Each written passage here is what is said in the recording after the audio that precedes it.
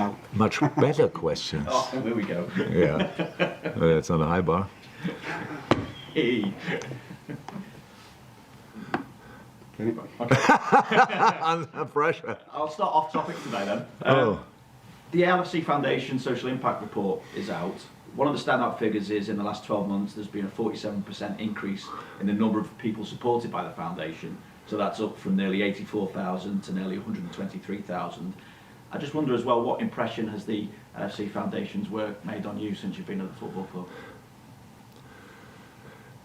Since I'm here, this is I would say, this is the standout department of the club.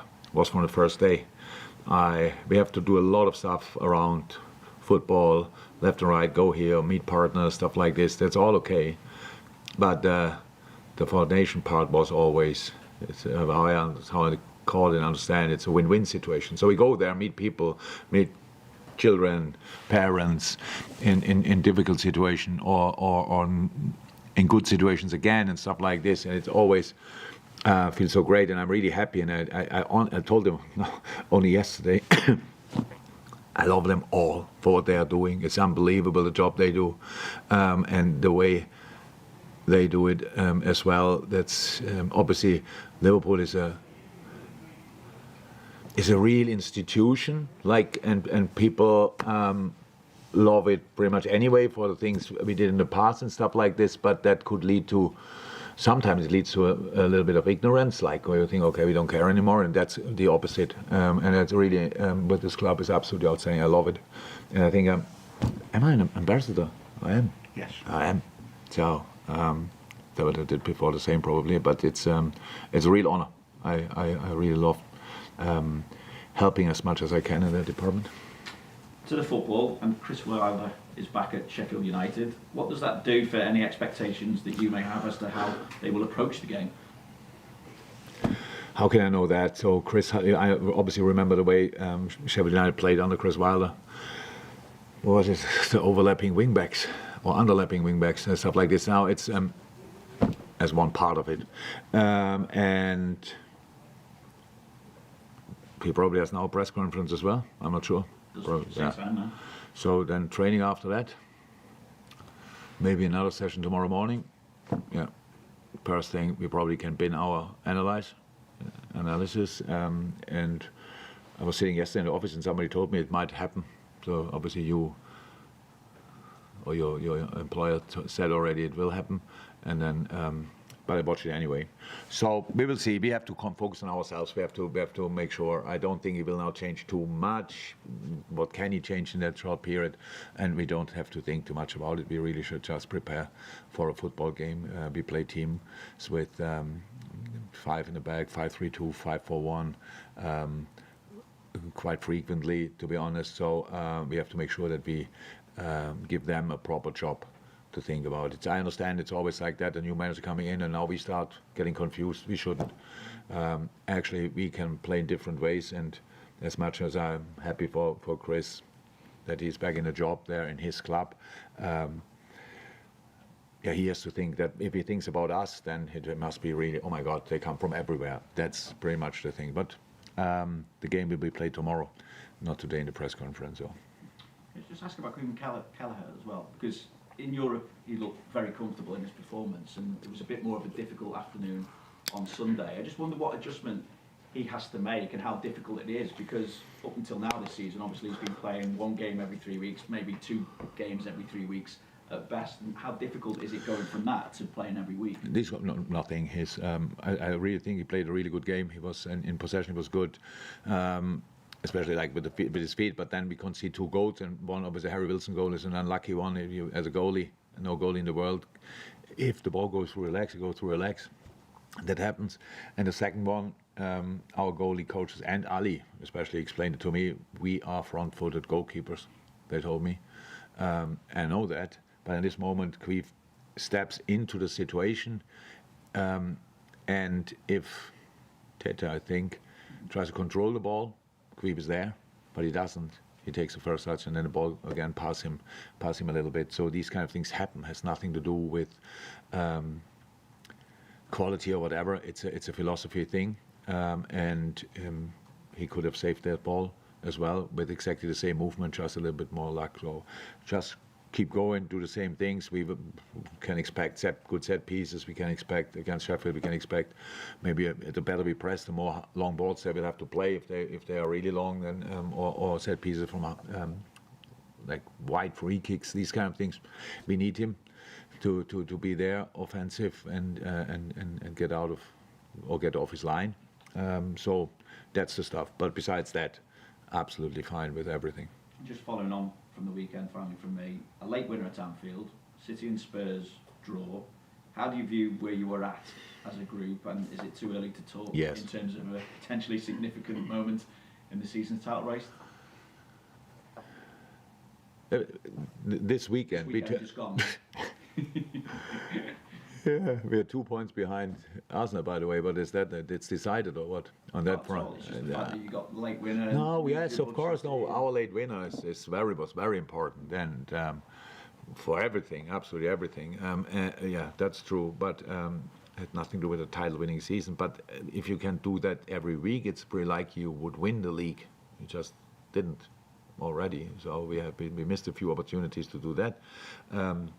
Yeah, but a lot of things you can take from the game, but we have to take into tomorrow and the spirit and stuff like this. That's really helpful. I saw, okay, the beginning was really good, and then after we were 3-2 down was really good. So these were the two great moments. In between, we could have done better. It was a long spell, and yeah, I don't think a second about. Where we could end up. What I said before, we have to be there where we are now until April, and if we are still there, then we can talk about whatever is possible now. But I have no clue where we will be in April, to be honest. So because the toughest period of football, we obviously lost. We played without a few players of the game already. Now we lost Joel, so that's so tough. It's so tough what's coming up now. So it's absolutely nothing to think about. To think ahead of the next game. There's no chance. So focus on Sheffield United, go for it, play the best possible game, and keep going. Hi Jürgen. Hi. Just looking at your subs bench in recent matches, it's looked really strong, and even though you've had a few injury problems of late, how encouraging is it to know that depending on who plays, you've got people like Gakpo and Endo comes on and makes a difference, and those sort of players who can really help you? Yeah, we start with 3 strikers and have 1 on the bench. I wouldn't say that's now the strongest bench in the world, but the player who can come on is a really good one. That's true. Same with Endo, but we had other players. Curtis out. But yes, midfield there are still opportunities. Last line was comfortable until last Sunday. So that's all true. But yeah, just nothing. To be successful, you need a strong squad. So there's no shadow of a doubt. Then you need that. That's clear. And now it's not about thinking about what you have available. I think, who we have available, and from there we go and use them and try to use them all and try to figure out who and when. Because it's tomorrow night, and then it's Saturday 12:30, and then when is it then? Thursday. Okay, that's a bit of a longer break. But then from that moment on, we go again until the new year. So it's just tough. You need a strong bench to be successful. And yes, the players were, the whole season through, players from the bench were all very, very impactful. And that just speaks of the quality of the players. And similarly, the 4 goals, the brilliant goals that you scored on Sunday, didn't come from the front 3. And again, you can look and say, well, it must be great to know that you've got the capability of those goals elsewhere in the side, because you'll need that through the season. Yeah, somehow the goals came from the front 3, because I'm pretty sure there was Dom who got fouled for the Trent free kick. Then the second goal, obviously, passing patterns between, and we win the ball back, or Maka wins the ball back and shoots from there. So and the third goal is super important, because that was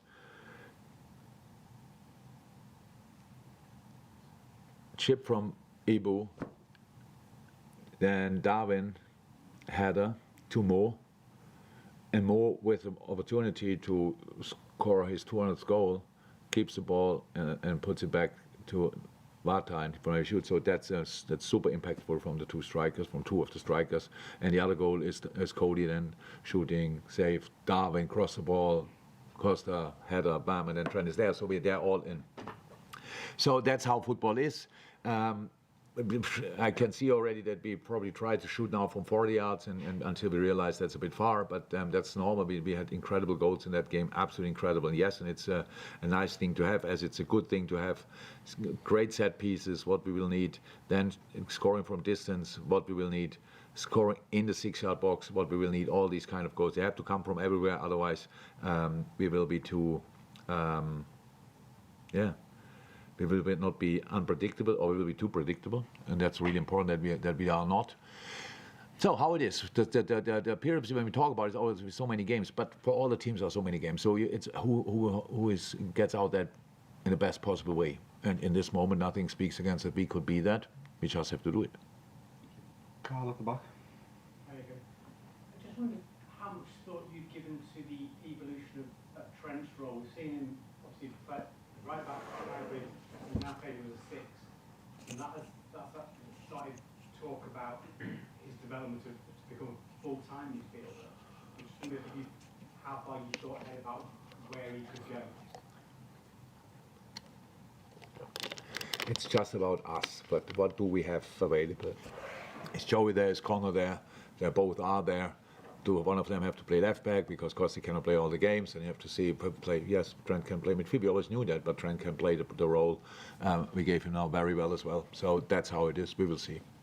That's it. He is, and if we want to be good, he has to be influential from all different areas, because it just makes us better if he plays a good game. But he obviously did in the last game, and that's it pretty much. Do you see him?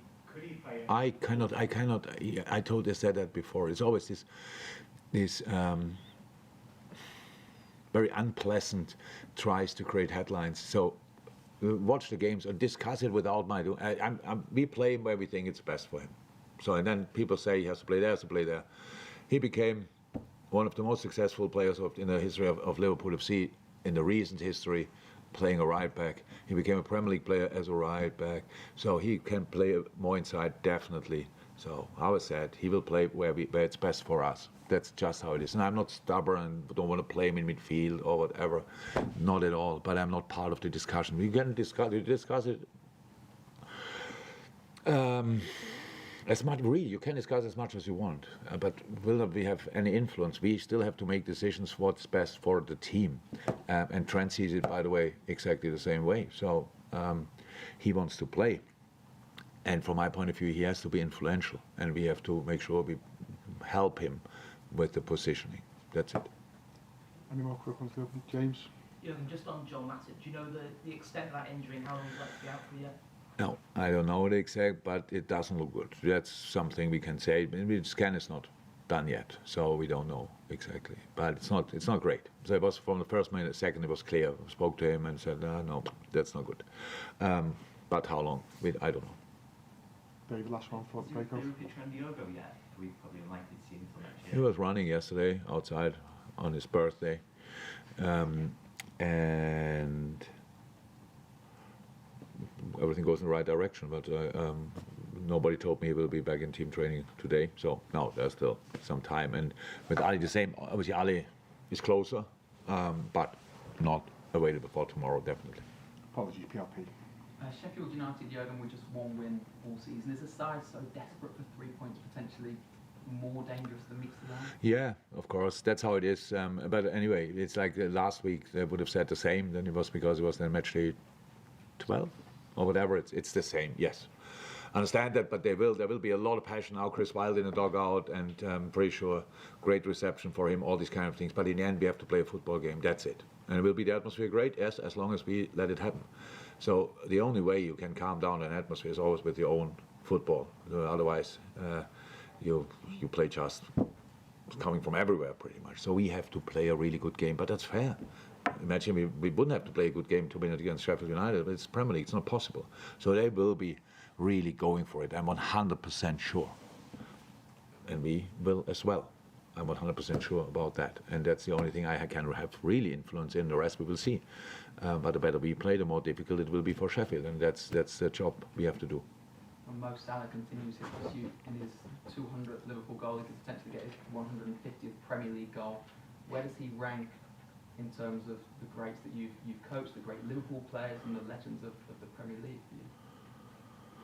Yeah, right up there. Huh? So that's 100%. I play with his numbers. I'm not sure I will ever coach again. So that's how it is. So that's just the way it is. His whole development from the first talk we had to the talks we have now as a man is an incredible and very impressive development and growth, and as a player as well. So absolutely exceptional player, all-time great, shadow of a doubt. I was blessed to have a few good ones, to be honest, but I said he's right up there, and the numbers are super special. Thank you, Jane, next door. Thank you, Jürgen. Welcome.